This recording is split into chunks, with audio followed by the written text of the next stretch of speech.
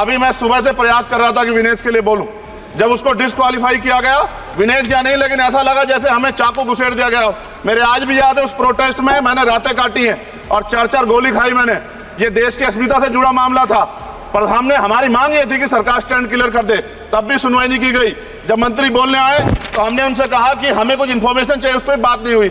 सवाल ये है सर, एक गोल्ड हमारे लिए आ रहा था और जब ये गोल्ड आता देश गौरवान्वित होता। और क्या व्यवस्था थी सर कि उसका वेट बढ़ गया, पता ही नहीं लगा सिस्टम के लोगों को। क्या बेवकूफ़ी की गई है, ये सोचने का विषय है सर। ये बहुत महत्वपूर्ण देश की बेटी का मामला है। ये हरियाणा की बेटी नहीं है सर, वो एक जात की बेटी नहीं है, वो हमारी बहन है, देश की बेटी है। और आपने क्या किया हरियाणा के साथ? आपने हरियाणा का बजट कम किया, जबकि सबसे ज्यादा मेडल हरियाणा लेके आता है। ये गलत है सर, ये धोखा है।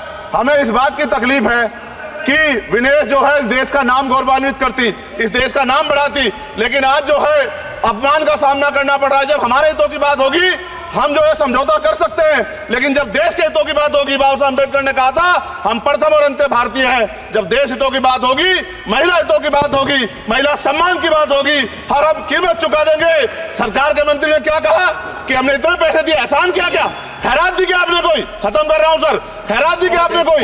इससे ज्यादा पैसे हम आपको दे देंगे, लेकिन आपको चाहिए था कि इस मामले को संभालते और देश का सम्मान बढ़ाते। आपने लापरवाही बरती, इसका खामियाजा हमें भुगतना पड़ा। मैं आपसे आग्रह करूंगा कि जब वो बेटी देश लौटे सर, जब वो बेटी देश लौटे, रुक जाओ प्लीज, प्लीज, जब वो बेटी देश लौटे, मैं आपसे आग्रह करूंगा कि स्पीकर सर यहां बुला के उसका सम्मान करें। हम सब लोग, वो देश की बेटी है सर, देश के लिए गोल्डन गर्ल है वो, गर्ल है वो, उसका सम्मान यहां किया जाए सर, हमें चाहते हैं। बहुत बहुत धन्यवाद, आपने बात रखने का मौका दिया। महिला विरोधी चुप रहे। Thank you, thank you. कोई महिला विरोधी नहीं बोलेगा बीच में। श्री चंद्रशेखर प्लीज। धन्यवाद सभापति महोदय, आपने मुझे वित्तीय विधेयक पर बोलने का मौका दिया। किसान मजदूर रात में थक के सो जाते हैं, सपने में देखते हैं कि जीवन बदल रहा है, गरीबी खत्म हो रही है।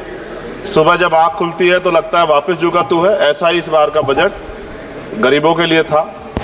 महोदय, मैं अपने क्षेत्र से शुरुआत करूंगा। मेरा क्षेत्र नगीना बाढ़ प्रभावित है, कोई चर्चा नहीं हुई। किसान आम आदमी परेशान है, कोई चर्चा नहीं हुई। गन्ना मिल समय पर पैसा नहीं देती है।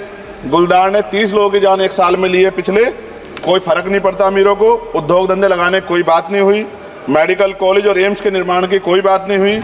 ग्रामीण क्षेत्रों में खेलों को बढ़ावा देना, स्पोर्ट कॉलेज की कोई बात नहीं हुई। महोदय, देश में भूमि सुधार किया जाए, लाखों बीघा जमीन जो है भूमाफिया ने कब्जाई हुई है, भूमिहीन लोगों को भूमि दी जाए, बिजली के दाम में कटौती की जाए, गरीबों को कम दाम पे जो है बिजली उपलब्ध कराई जाए, ठेकेदारी प्रथा, संविदा, लेटर एंट्री खत्म की जाए, पक्की नौकरी दी जाए। निजीकरण की वजह से सरकारी नौकरियां लगभग खत्म हो गई हैं।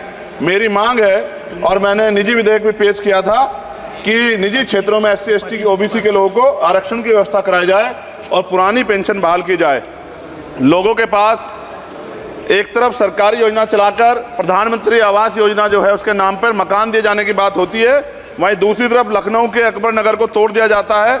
नवी मुंबई में के खार घर में What is his name? Patil. Patil is not from caste. No, this is the caste. उसकी जार He is a caste man, Chandrasekhar. No, this Patil. Mic नहीं है सर, बंद कर रहे हो sir? Independent. This is independent. आ गया। धन्यवाद। हमारे लोग सर आर्थिक रूप से बड़े कमजोर हैं और 2 अप्रैल 2018 के मुकदमों के लिए कई बार सरकार से बात हुई, वापस नहीं हुई, उनको वापस करा जाए। भीमा को वकीलों को बहुत पैसे लगते हैं सर। भीमा कोरेगांव में 3000 लोगों पे मुकदमे हुए थे महाराष्ट्र में, वो वापस नहीं हुए। पुणे में दीक्षा भूमि जो हमारा गौरव है, उसका वहाँ पार्किंग बना के उसको अपमानित किया जा रहा है, इसको बंद करा जाए। पेट्रोल पंप के जो डीलर्स मार्जिन है वो 2017 से नहीं बढ़ा सर, इसका असर ग्राहकों पे पड़ता है, इसका असर जो है पेट्रोल पंप के नेटवर्क सुचारू रूप से चलाने पे पड़ता है। डीजल मार्जिन की बढ़ोतरी ना होने से हजारों कर्मचारी, लाखों कर्मचारी जो वहाँ काम करते हैं उनके जीवन पर असर पड़ रहा है। सहारा का में 10 करोड़ जमाकर्ता का लाखों करोड़ों रुपए जमा है। कंपनी बंद हो जाने के कारण 10 लाख से ज़्यादा एजेंट बेरोजगार हो रहे हैं, नौकरी कहीं है नहीं। भुगतान ना होने के कारण जमाकर्ताओं के द्वारा एजेंट पर जबरदस्ती भुगतान कराने का दबाव बनाया जा रहा है, जिसके कारण 5000 से ज़्यादा एजेंटों ने आत्महत्या कर ली है। सभापति महोदय, उत्तर प्रदेश देश का सबसे बड़ा सूबा है, उसको इस बजट में कुछ नहीं मिला और बहुत सारे मेंबर, 80 के लगभग हम मेंबर जो हैं उत्तर प्रदेश जीत के आए। ना के बराबर मिला। यूपी में 25 करोड़ से ज्यादा आबादी है, उत्तर प्रदेश के अंदर 5 किलो राशन सरकार दे रही है, लेकिन जीवन जीने के लिए काफी नहीं है। और भी बुनियादी सुविधाओं की जरूरत पड़ती है। अगर इज्जत की जिंदगी चाहिए, उसके लिए सरकार के पास कोई उपाय नहीं है। यूपी जब एक बड़ा राज्य है, लेकिन यूपी में भाजपा सरकार की विकास गति बहुत धीमी है। हमारी सरकार से, केंद्र की सरकार से मांग है, हमें यूपी की सरकार की चिंता नहीं है, लेकिन यूपी की जनता की चिंता है। मैं मांग करता हूं कि यूपी को 4 भागों में विभाजित किया जाए। डॉक्टर बाबा साहब अम्बेडकर ने कहा था 1995 में, उनकी बुक है थॉट्स ऑफ लिंग्विस्टिक स्टेट, किताब में कहा था राज्य जितना छोटा होगा, राज्य की प्रगति उतनी होगी, जनता को रोजगार मिलेगा और जनता का जीवन संपन्न होगा। मोदी, एक बात मुझे आपसे कहनी है, आपने भी ये विषय उठाया था जब आप अपनी बात रख रहे थे, शेड्यूल कास्ट के साथ जो धोखा किया गया सुप्रीम कोर्ट के जरिए, आप इस बात को इस तरह समझे, 1.5 साल पहले मैंने मांग की थी, अगर इतना हितैषी हमारे लोग होते तो जब EWF 10% दे सकते हैं तो 5% शेड्यूल कास्ट के उन जातियों को दिया जा सकता था, लेकिन दृढ़ संकल्प और इच्छा शक्ति नहीं है गरीबों के उत्थान की। साथ साथ ओबीसी की जातियां, उनको भी दिया जा सकता था। ये जो हमारे साथ खेल किया गया है, ये खेल जो है, इसमें बहुत गुस्सा है। सरकार को संज्ञान लेना चाहिए और सत्ता और विपक्ष दोनों जो है अपना स्टैंड क्लियर कर दें, क्योंकि दलित समाज, आदिवासी समाज इसको देख रहा है, वो भूलेगा नहीं। जो उनके गले काटने का काम करेगा उनको भूलेगा नहीं।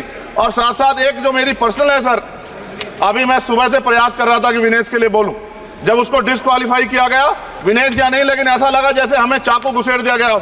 मेरे आज भी याद है, उस प्रोटेस्ट में मैंने रातें काटी हैं और 4-4 गोली खाई मैंने। ये देश की अस्मिता से जुड़ा मामला था, पर हमारी मांग ये थी कि सरकार स्टैंड क्लियर कर दे, तब भी सुनवाई नहीं की गई।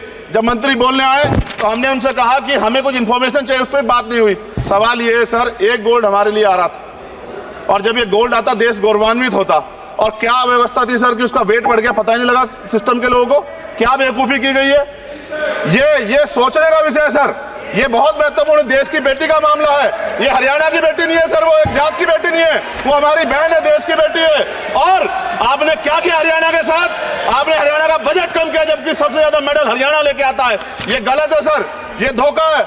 हमें इस बात की तकलीफ है कि विनेश जो है देश का नाम गौरवान्वित करती, इस देश का नाम बढ़ाती, लेकिन आज जो है अपमान का सामना करना पड़ रहा है। जब हमारे हितों की बात होगी, हम जो है समझौता कर सकते हैं, लेकिन जब देश के हितों की बात होगी, बाबा साहब अम्बेडकर ने कहा था हम प्रथम और अंत्य भारतीय हैं। जब देश हितों की बात होगी, महिला हितों की बात होगी, महिला सम्मान की बात होगी, हर हम कीमत चुका देंगे। सरकार के मंत्री ने क्या कहा कि हमने इतने पैसे दिए, एहसान किया क्या? खैरात दी क्या आपने कोई? खत्म कर रहा हूं सर, खैरात दी क्या आपने कोई? इससे ज्यादा पैसे हम आपको दे देंगे, लेकिन आपको चाहिए था कि इस मामले को संभालते और देश का सम्मान बढ़ाते। आपने लापरवाही बरती, इसका खामियाजा हमें भुगतना पड़ा। मैं आपसे आग्रह करूंगा कि जब वो बेटी देश लौटे सर, जब वो बेटी देश लौटे, रुक जाओ प्लीज, प्लीज, जब वो बेटी देश लौटे, मैं आपसे आग्रह करूंगा कि स्पीकर सर यहां बुला के उसका सम्मान करें। हम सब लोग, वो देश की बेटी है सर, देश के लिए गोल्डन गर्ल है वो, गर्ल है वो, उसका सम्मान यहां किया जाए सर, हमें चाहते हैं। बहुत बहुत धन्यवाद, आपने बात रखने का मौका दिया। महिला विरोधी चुप रहे। Thank you. कोई महिला विरोधी नहीं बोलेगा बीच में। श्री विशाल पटेल, प्लीज।